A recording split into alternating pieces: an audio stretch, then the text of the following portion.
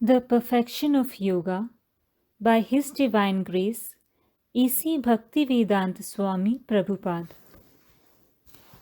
Chapter 5 Yoga as Freedom from Duality and Designation.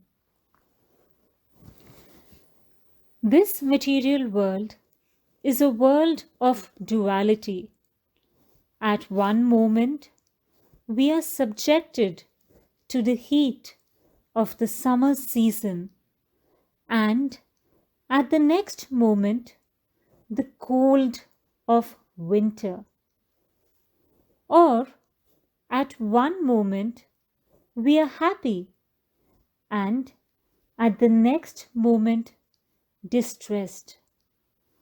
At one moment, honored, and at the next, dishonored. In the material world of duality, it is impossible to understand one thing without understanding its opposite.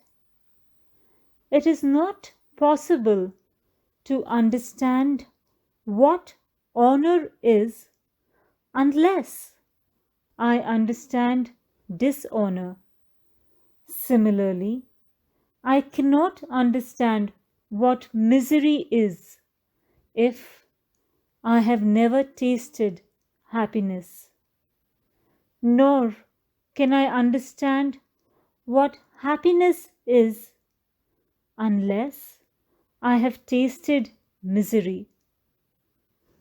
One has to transcend such dualities.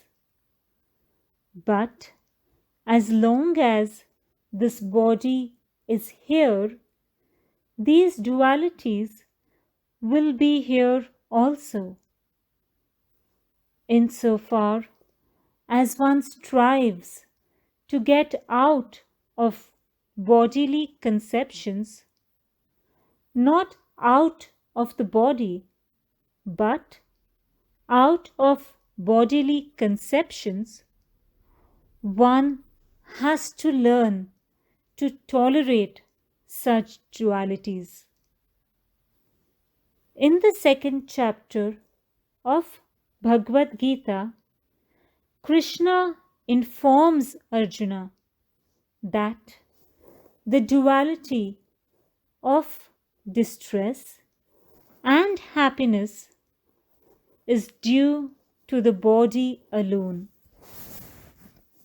It's like a skin disease or skin itch. Just because there is itching, one should not be mad after it to scratch it. We should not go mad or give up our duty just because mosquitoes bite us. There are so many dualities one has to tolerate. But if the mind is fixed in Krishna consciousness, all these dualities will seem insignificant.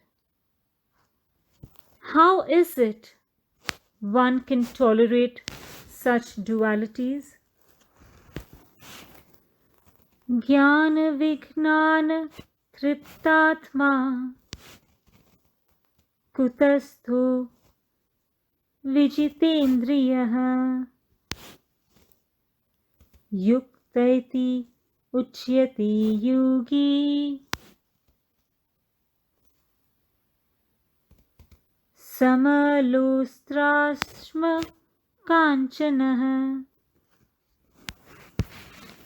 A person is said to be established in self-realization and is called a yogi or mystic when he is fully satisfied by virtue of acquired knowledge and realization.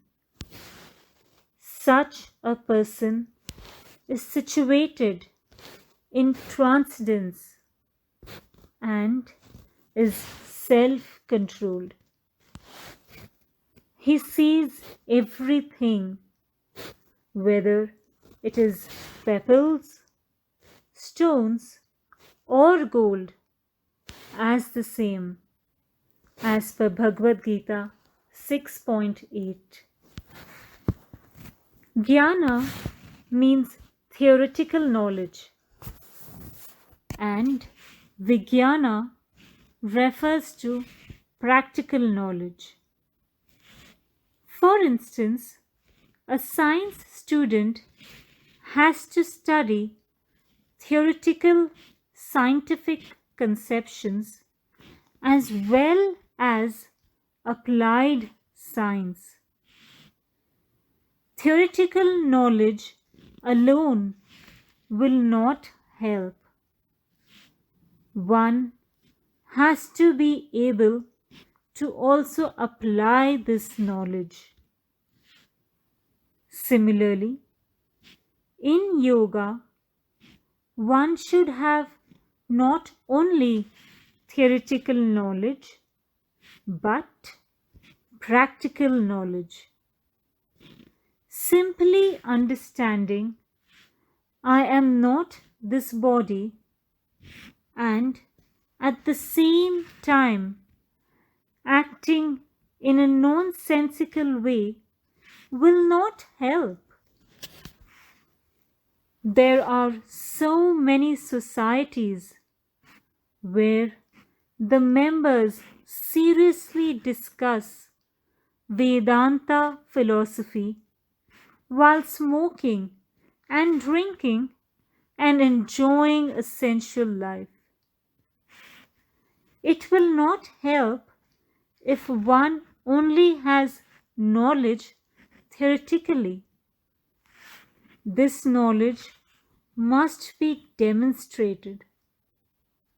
One who truly understands I am not this body will actually reduce his bodily necessities to a minimum. When one increases the demands of the body while thinking I am not this body, then of what use is that knowledge?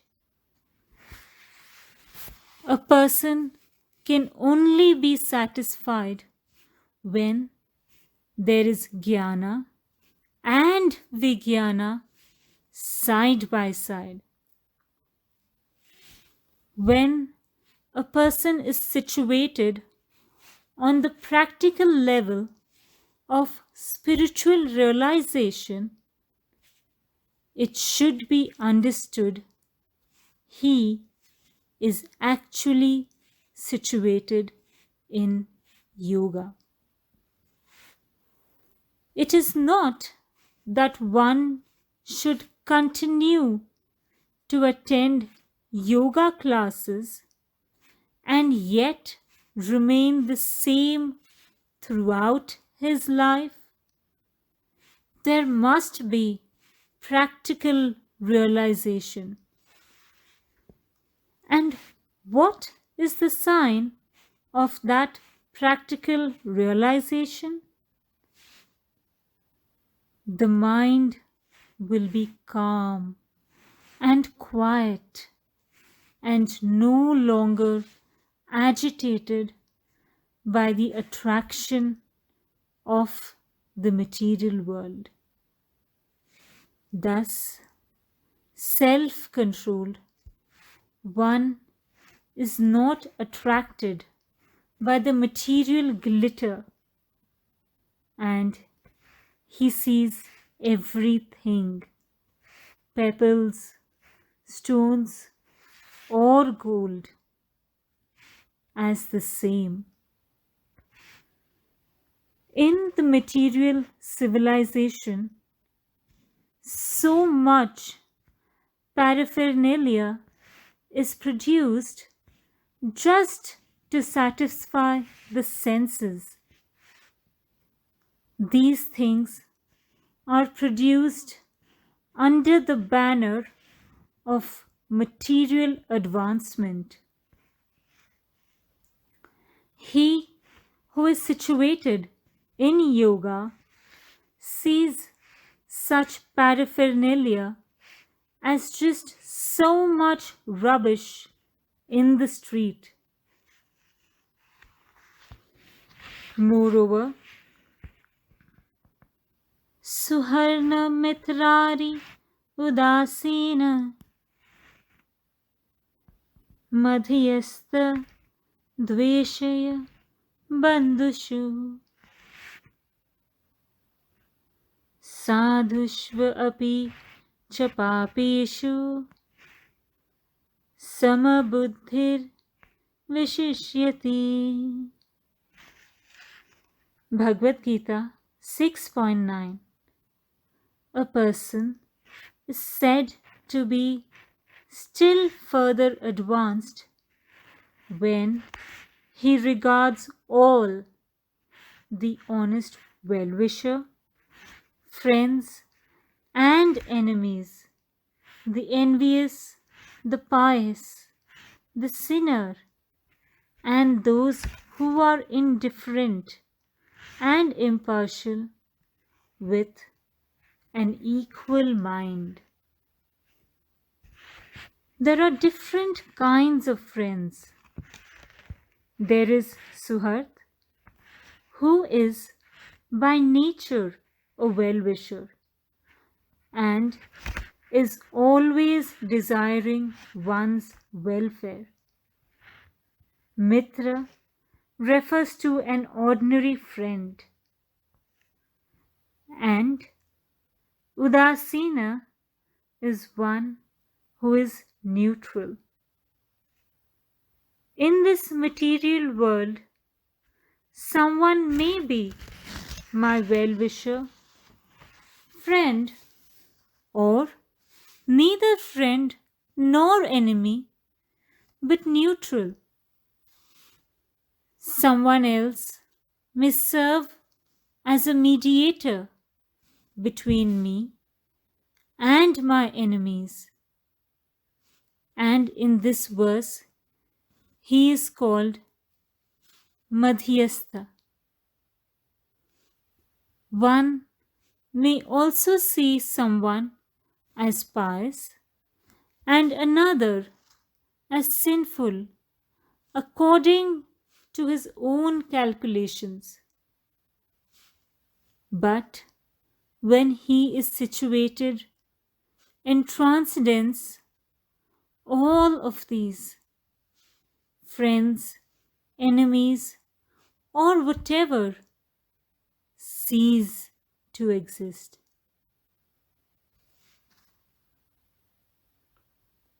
When one becomes actually learned, he does not see any enemy or any friend, because in actuality, no one is my enemy, no one is my friend, no one is my father, no one is my mother, etc.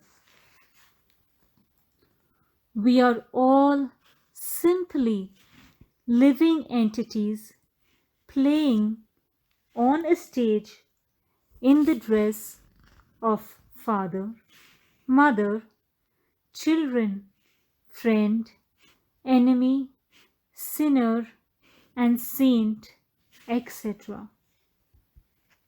It is like a great drama with so many characters playing their parts. However, on the stage, a person may be an enemy or whatever, but off the stage, all the actors are friends. Similarly, with these bodies, we are playing on the stage of material nature, and we attach so many designations to one another. I may be thinking, this is my son, but in actuality, I cannot beget any son. It is not possible. At the utmost, I can only beget a body. It is not within any man's power to beget a living entity. Merely by sexual intercourse, a living entity cannot be begotten. The living entity must be placed in the emulsification of secretions. This is the verdict of Srimad Bhagavatam. Thus, all the multifarious relationships between bodies are just so much stage play. One who is actually realized and has actually attained yoga no longer sees these bodily distinctions.